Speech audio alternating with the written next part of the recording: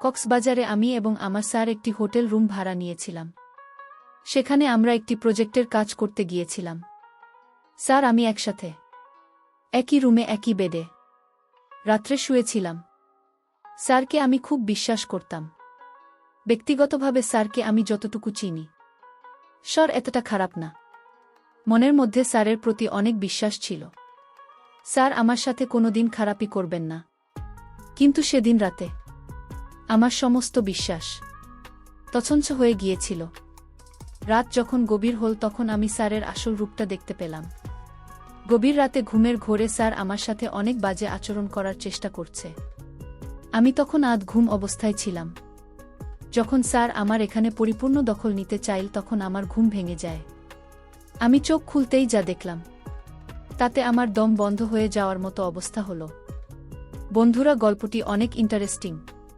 আশা করি পুরো গল্পটি তোমরা অনেক মনোযোগ সহকারে শুনবে। তবে গল্পটি শুরু করার পূর্বে বন্ধুরা, তোমাদের নিকট আমার বিশেষ অনুরোধ, তোমরা অবশ্যই আমার চ্যানেলটি সাবস্ক্রাইব করে আমাকে সাপোর্ট করবে। হ্যালো বন্ধুরা, আমি রূপালী চক্রবর্তী। তবে আমার ডাক নাম রূপালী, সবাই আমাকে রূপালী নামে চিনে। আমার বর্তমান বয়স 23। বর্তমানে আমি একজন প্রতিষ্ঠিত মডেল অভিনেত্রী।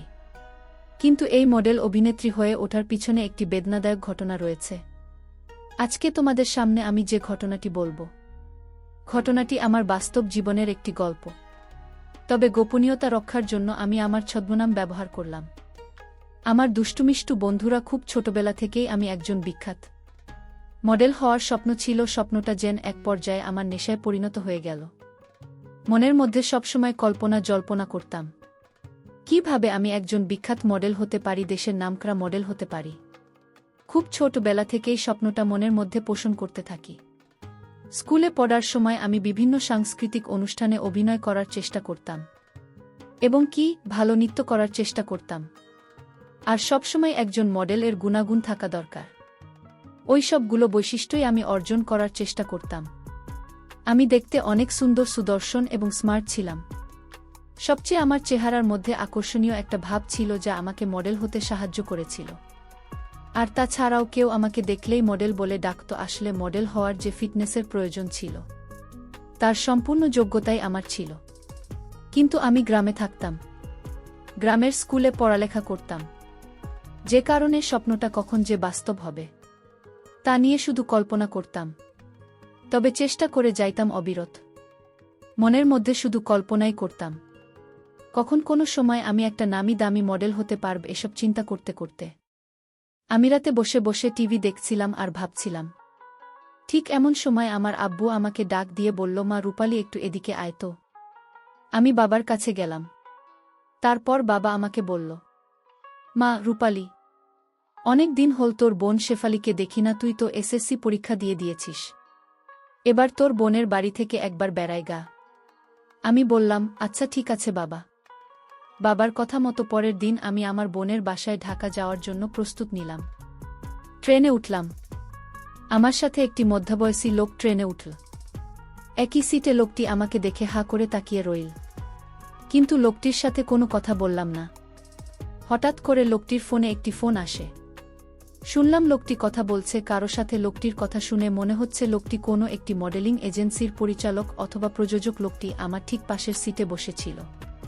লোকটির কথা শুনে পরিষ্কার হয়ে গেলাম যে লোকটি একটি মডেলিং এজেন্সির পরিচালক।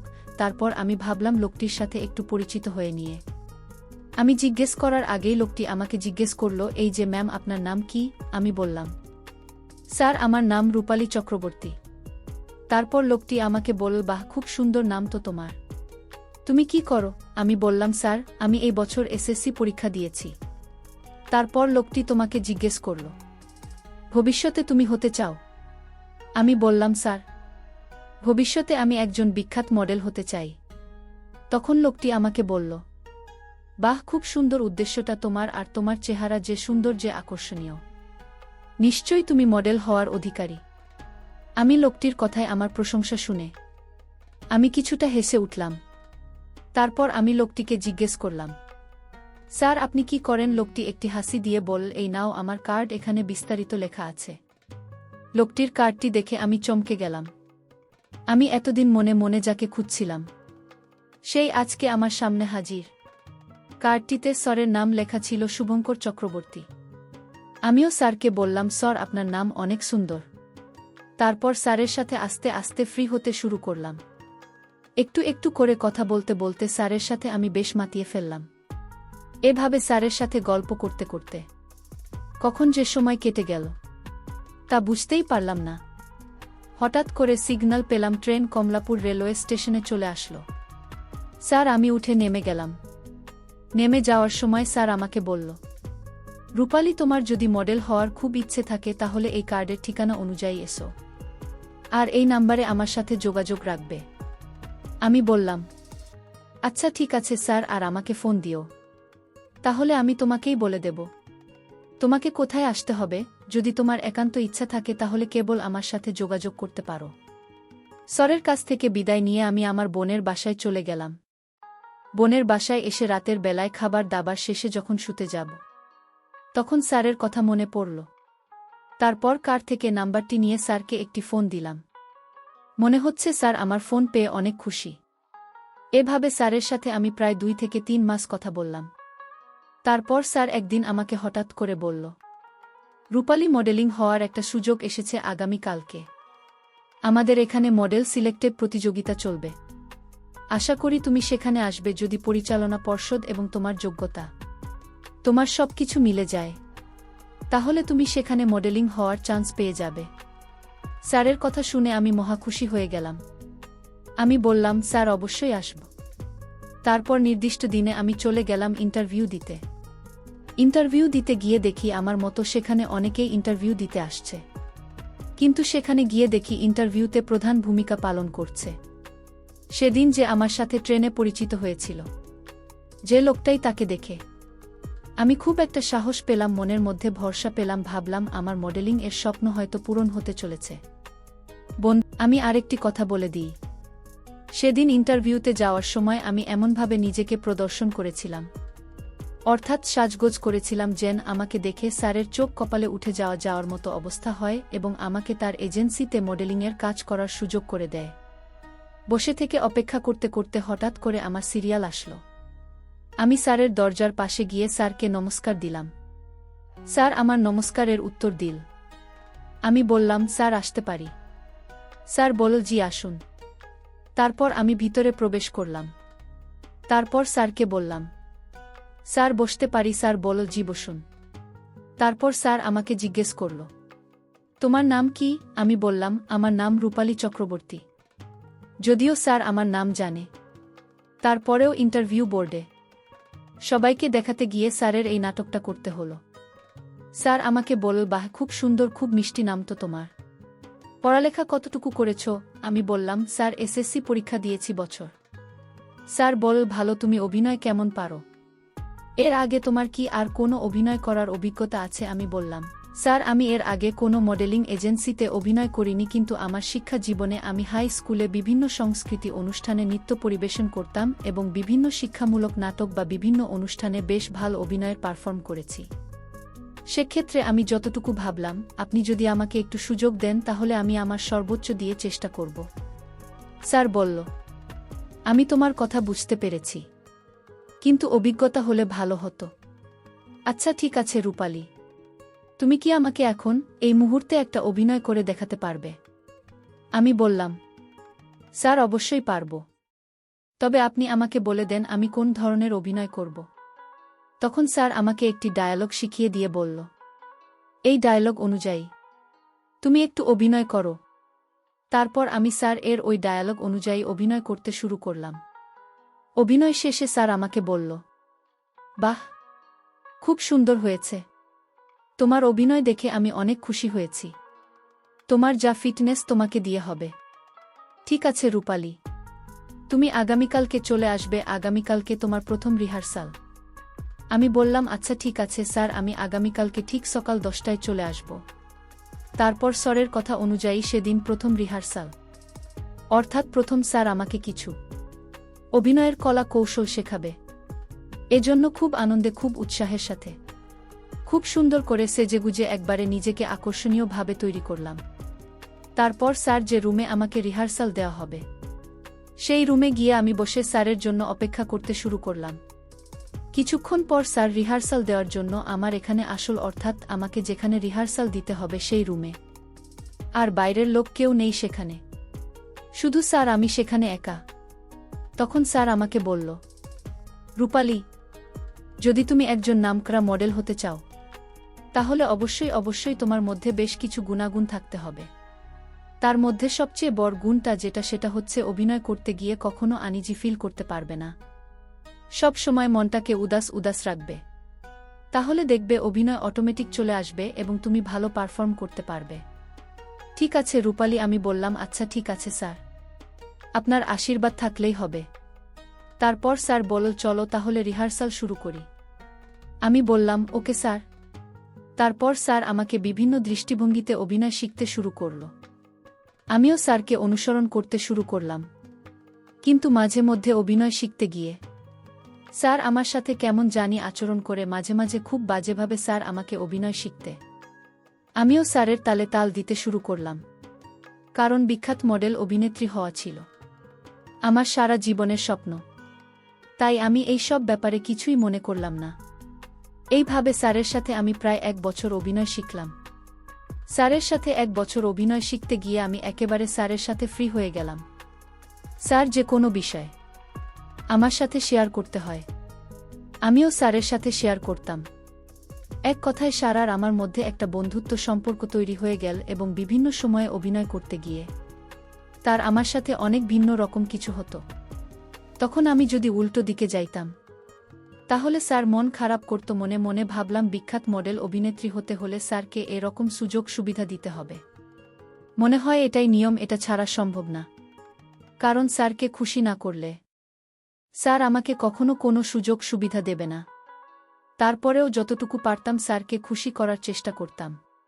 প্রায় 1 বছর পর স্যার আমাকে বলল, রূপালী চক্রবর্তী, তোমার জন্য একটা অফার এসেছে, তুমি কি সেই অফারে কাজ করতে রাজি আছো?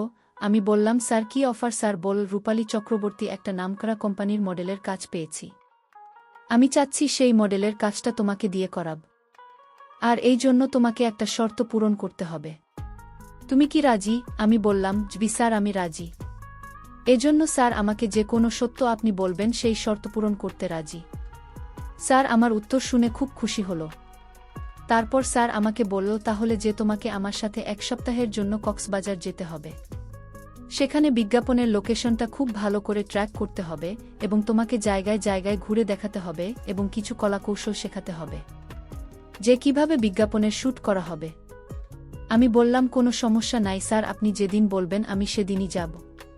তারপর স্যার আমাকে বলল, আচ্ছা ঠিক আছে, তাহলে আগামীকালকে তুমি তৈরি থাকো, আগামীকালকে আমরা কক্সবাজার যাচ্ছি।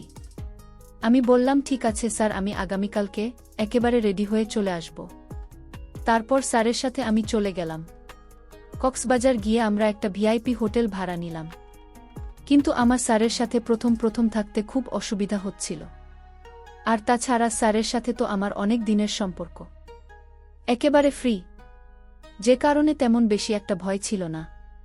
কিন্তু স্যার আমার সাথে যে একেবারে নোংরামি করবে সেটা আমার স্বপ্নের বাইরে ছিল। যদিও একসাথে একই রুমে, একই বেডে, কিন্তু মনের মধ্যে বিশ্বাসটা ছিল অনেক।